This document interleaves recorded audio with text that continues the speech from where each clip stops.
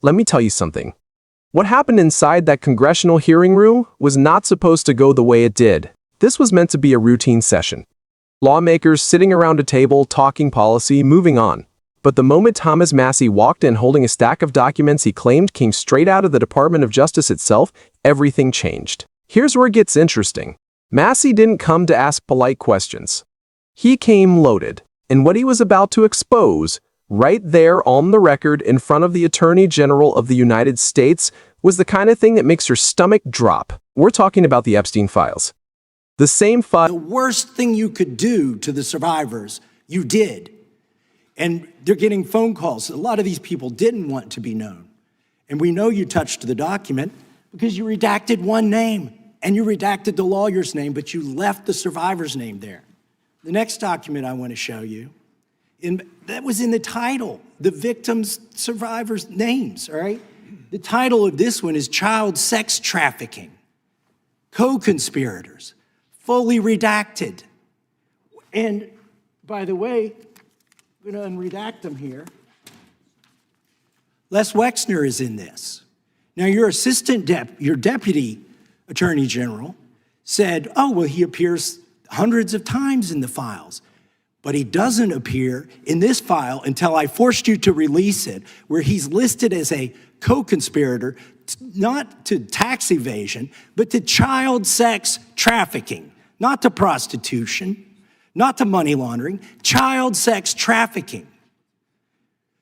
And then finally, what we have here is the third exhibit that I have is emblematic of the FD 302 release. These are the documents that we need that you're holding on to and over-redacting because they have the names of the men who are implicated. How do we know? Because the survivors gave testimony to the FBI, and it's in there. And what happens when you go to the portal at the DOJ to look at what's behind this redaction? Another redaction. So we can't even see them. And then there's some of these files you've pulled down from the website that we will never see because we can't search the redactions. So I have several questions for you. Who's responsible? Are you able to track who in your organization made this massive failure and released the victims' names? Are you able to track who it was that obscured Les Wexner's name as a co-conspirator in an FBI document? Do you have that kind of accountability? I believe Wexner's name was listed more than 4,000 times. Yeah, I already told you that. This is where he's listed as a co-conspirator. Can I finish my answer? Come on, let me finish my answer.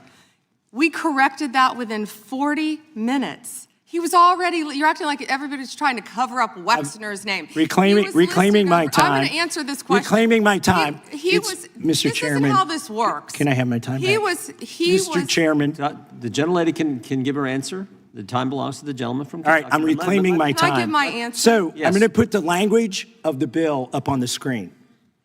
Chairman, may I give my answer on that? It's a political joke, and I need to give my answer on that. We'll let the Attorney General respond, and then the gentleman can move to his next question. It's my time. Within 40 minutes, you asked me a question. Within 40 minutes, Wexner's name was added back. Within 40 minutes of me catching you red-handed. There was one redaction out where of he's over listed as a co-conspirator. And we invited you in. This guy has Trump derangement syndrome. He needs to get, you're a failed politician. Gentlemen, you need to I want you to watch the video. Mr. Chairman, please restore his time and remind the witness of the rules here. There is no credible information.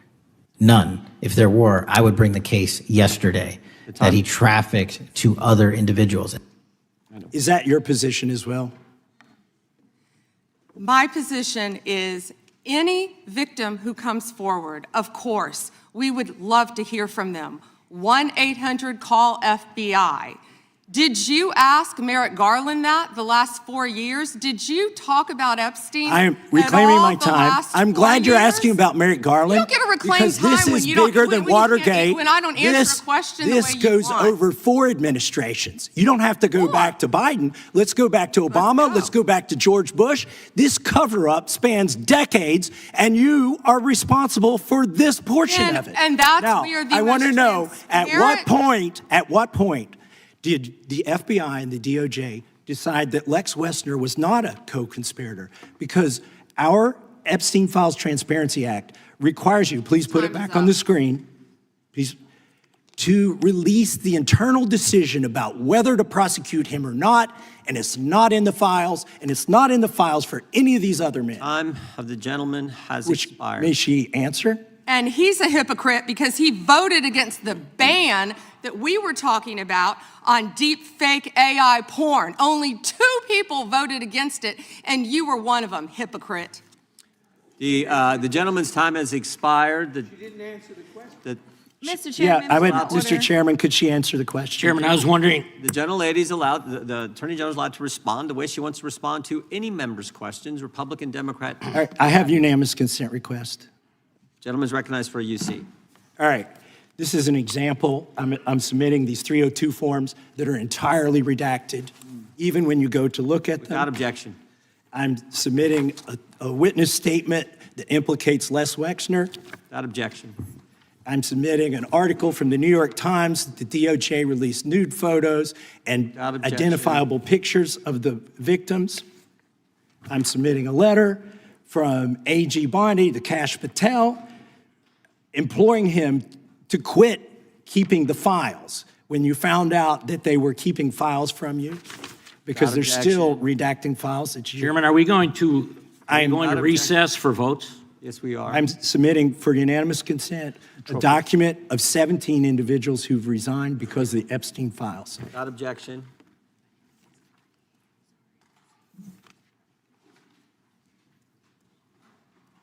Just want to check on how much time we have left. Files that were supposed to finally give the public answers. The same files the government promised would bring transparency. And yet, somehow, what came out of the release wasn't clarity. It was chaos. Massie stood up, held his documents, and made an accusation that cut through that hearing room like a knife. He looked directly at Attorney General Pam Bondi and said, and I'm not paraphrasing here, "Literally the worst thing you could do to the survivors you did." Let that land for a second. This wasn't some backroom rumor. This wasn't a political tweet. This was a sitting U.S. congressman in an official hearing telling the top law enforcement official in the country that her department had failed the very victims this whole investigation was supposed to protect. In the first document he showed, it wasn't some classified intelligence file. It was an email. A simple email, sent by lawyers representing Epstein survivors. That email contained a list of names of people who had gone through hell and specifically requested that their identities never be made public. They wanted to remain anonymous. They had every right to. But here's what happened. When the DOJ released those Epstein files to the public, that email went with them. And inside that email, those names, right there, fully visible, exposed. And the worst part? Massie pointed out something that made this look like anything but an accident. In the very same document, one lawyer's name had been carefully redacted, blacked out, removed, protected.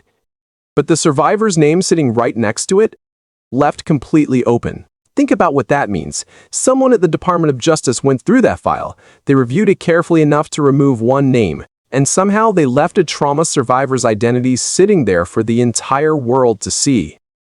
Massie told the committee the fallout was immediate. Some of these individuals, people who had spent years staying hidden, staying safe, started getting phone calls after their names appeared in that release. Years of carefully guarded privacy gone, just like that. And this was only the first document Massie had brought to that table, because what came next raised even bigger questions about a name, about a list of co-conspirators, and about why certain records seemed to vanish from a government website entirely. Do you think victims of this case deserve full transparency? Let me know in the comments, because what's coming next is where the story gets much darker. Now, picture this. You're sitting in that hearing room. The tension is already thick after what just got revealed about those survivor names. And then Massie reaches down and pulls out a second document. This one looked different. More serious, more deliberate. The title at the top of the page, Child Sex Trafficking Co-Conspirators. But when lawmakers actually looked at the page itself, there was almost nothing there. Line after line completely blacked out. entire sections buried under heavy redactions. To anyone looking at it, it might as well have been a blank page with the dramatic header slapped on top. Here's where it gets interesting. Massie wasn't just showing this document to make a point about redactions. He was showing it because buried inside all those black bars, one name had slipped through. And that name was Les Wexner. Now let's be clear about what Massie was claiming here. He wasn't saying Wexner appeared somewhere in a financial record. He wasn't pointing to a tax document or a business filing. He was saying that inside a document specifically titled for child sex trafficking co-conspirators, Wexner's name was sitting right there, listed not for tax evasion, not for money laundering, but for trafficking. Those were Massie's exact words, repeated deliberately 3 times in a row, so nobody in that room could miss what he was saying. Bondi pushed back fast. Her argument was straightforward.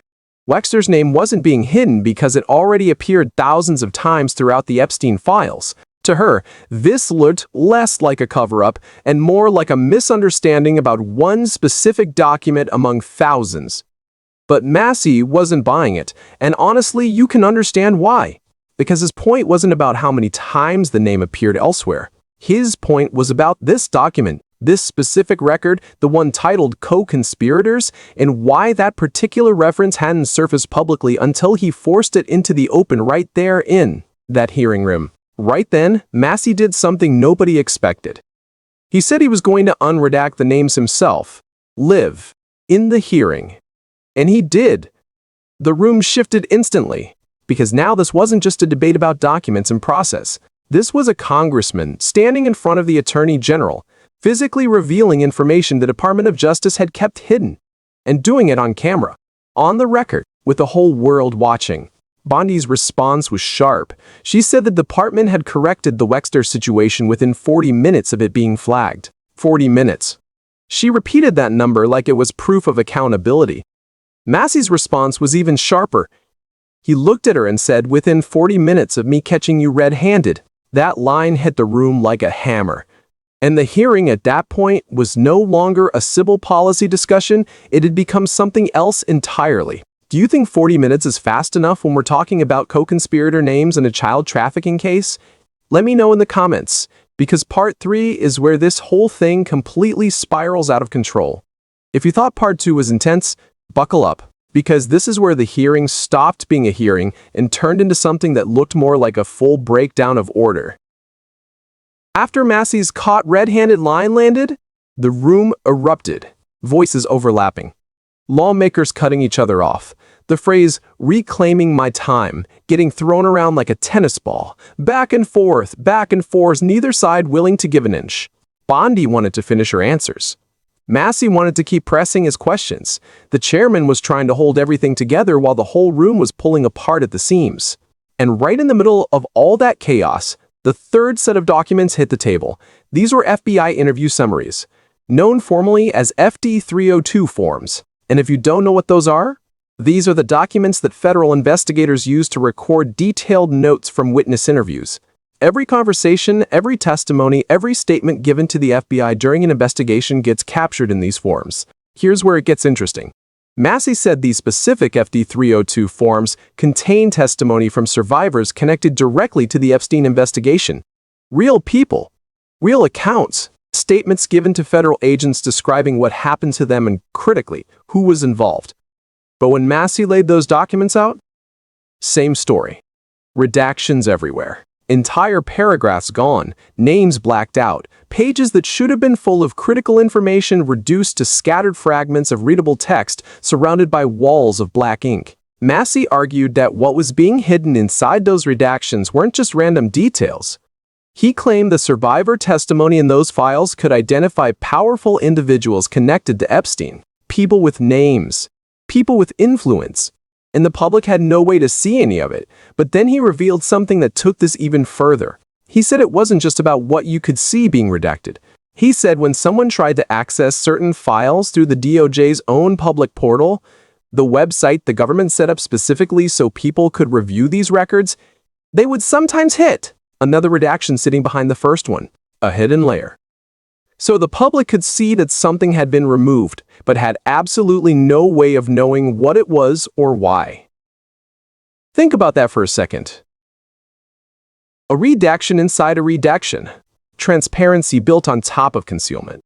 Bondi's defense was that the department had a responsibility to protect victims and witnesses, and that's a fair point on its surface. You don't want sensitive victim information becoming public, but critics in that room argued that the redactions had gone so far beyond protection that they were now blocking any meaningful oversight at all. There's a difference between protecting a victim's identity and making an entire document disappear. And then Massie dropped one more claim that shifted the entire conversation again. He said some of these files weren't just redacted. He said they had been pulled from the DOJ website completely. Gone. Removed. Files that had once appeared in search results that journalists and researchers had begun tracking were no longer accessible at all. You won't believe what that means for accountability. If a document doesn't exist on the website, you can't search it. You can't reference it. You can't even prove it was ever there. And Massie was standing there saying that's exactly what had happened to some of these records. The hearing room was barely holding together at this point, and Massie still had one final move left to make. Do you think the public will ever see the full, unredacted Epstein files? Let me know in the comments. Because part 4 is where we get to the documents that may matter most of all. By the time Massie reached his final move, the hearing had already made history. But he wasn't done. Not even close. One by one, Massie began submitting documents directly into the congressional record. This is significant because once something enters the congressional record, it exists permanently. It can't be quietly pulled from a website. It can't disappear behind a redaction. It becomes part of the official archive of the United States government. Forever. First, he submitted the redacted FD 302 forms, the FBI interview summaries with all those blacked-out paragraphs and hidden layers of concealment. Then he submitted what he described as a witness statement that directly referenced Les Wexner. Then came a news article reporting something deeply disturbing, that the DOJ's document release had accidentally included nude photographs and identifiable images of Epstein's victims. Real people, real images. Released to the public without their consent. Let that sink in for a moment. The same department that was supposed to be protecting these survivors had released their most private, most violating images into a public document drop, and Massie was putting that on the permanent record. Here's where it gets interesting. He wasn't finished. He also submitted a letter that Bondi herself had apparently written to FBI Director Kash Patel. According to Massie, that letter showed Bondi urging Patel to stop withholding files, which means even the Attorney General at some point was frustrated that records were being kept from her. Think about what that tells you. If the person running the Department of Justice couldn't get full access to these files, what does that say about who was actually controlling them? And then the final submission. Massie referenced a document listing 17 individuals who had reportedly resigned in connection with the controversy surrounding the Epstein files. 17 people. Gone, and their departures all tied to the same explosive case. By this point, the table was covered in exhibits. The congressional record was filling up. And yet, the central question that started this entire hearing remained completely unanswered. What exactly is still buried inside those redacted pages? Bondi closed her position firmly. She maintained there was no credible evidence connecting Epstein's trafficking network to other individuals in a way that could support prosecution. She told anyone with information to call the FBI directly. Her message was clear. The department had done its job, corrected its mistakes quickly, and had nothing to hide. Massie's position was equally firm and pointed in the opposite direction. The redactions, the missing files, the survivor names accidentally exposed, the hidden layers behind layers, the 17 resignations. To him, none of that added up to a clean, well-managed release. It added up to something far more troubling. And here is my analysis. Because this goes beyond politics. This goes beyond one hearing, one congressman, one attorney general. The Epstein case has now touched 4 administrations, Republican and Democrat. It has survived decades of delays, quiet settlements, and convenient silences. And every single time the public gets close to a real answer, another black bar appears on another page. What we witnessed in that hearing room was not just a political fight. It was a symptom of a much deeper institutional failure. When survivors are accidentally exposed while co-conspirator names get carefully protected, something is structurally broken. When files vanish from government websites without explanation, accountability has already left the building. My honest take? The full truth about who was connected to Jeffrey Epstein and what they did will not come from a voluntary document release. It will only come when someone with enough evidence and enough courage forces it into the open. The same way Massie tried to do, imperfectly, chaotically, but publicly. The files may be partially out. But the names behind those black bars? They're still protected. And until they're not, this story is nowhere near over. Do you think the full Epstein files will ever be truly released? Or will the most important names stay hidden forever? Let me know in the comments, because the moment this changes, we'll be covering it.